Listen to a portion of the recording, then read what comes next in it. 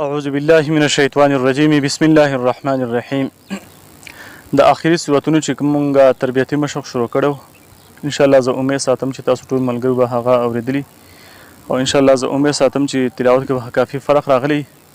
نن به موږ ان شاء الله د یو بل سورت الهمزه تربیتي مشق کوو. د الله تعالی نه مې دعا ده چې موږ ته د وینا او تاسو ټول اوریدونکو ته د زده کړې او د عمل توفیق را نصیب کړي. أعوذ بالله من الشيطان الرجيم بسم الله الرحمن الرحيم.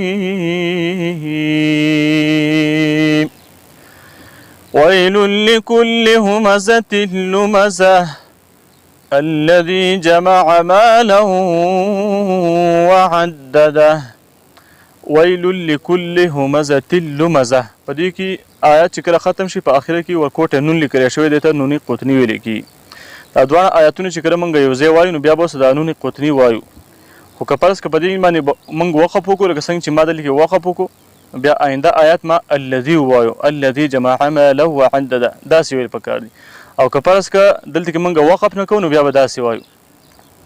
ويل لكل همزة لمزة الذي جمع مالا وعدده. یعنې دلته کې اوس پکې ما نون قطني ووایو نو تاسو به مو بیا که فرض که دا دوه آیتونه وایي نو نون قطني به ورسره وایي، او که نه وایي یو ځای په یو سا باندې نو بیا به اول آیت باندې وقف وکړئ نو بیا به په دویم آیت کې الذي وایي، نه الذي به نه وایي. يحسب أن ماله